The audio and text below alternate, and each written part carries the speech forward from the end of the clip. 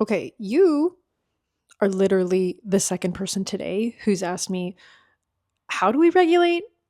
I'm gonna show you a text from my friends because the first person who asked me is a friend. And what I said to her is, well, that's $1 billion question, my love. And I said, it's a crazy mixed up answer. First, we have to have really good boundaries because we're not meant to be exposed to this many problems or this much stimulation, period. We're meant to be living in tribal settings, biologically speaking. Our fight or flight, our nervous system responses are geared for that lifestyle. This overconnectedness, this global population, this social media, this knowing about all the bad things that are happening to people, thousands of miles away from you, this creates chronic dysregulation. You got to have boundaries, okay? You can't be caring about every single person in the world and, whether or not they had a bad day. Second, routines are key. She was asking about my routines. I have kind of crazy routines.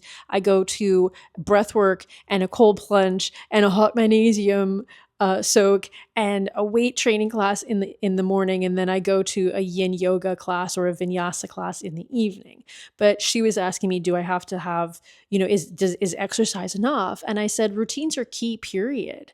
And everybody needs exercise, right? There's so many benefits to health and well-being, including regulation, but it has to be something you like. Okay, forcing something you don't like is not good for you.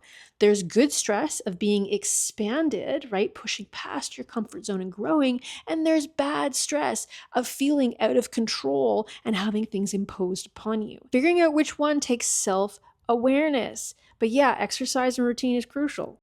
I personally think morning and evening routines are pivotal. I call it bookending when I'm teaching my students, and it stabilizes everything that happens between, i.e., your life.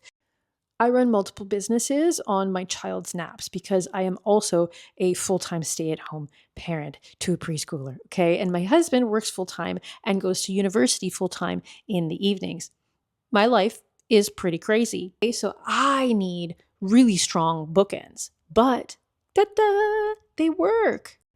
But the crazy part, friends, is that our brain's response to stress is shaped in infancy. You can't be confident, you can't move forward in life, you can't have good relationships, you can't be happy if you're not regulated and you live in an environment designed to dysregulate you. I just released a video on what gets in the way of people's confidence in this way, and I talk about boundaries and I talk about regulation, how your nervous system can block your success, etc.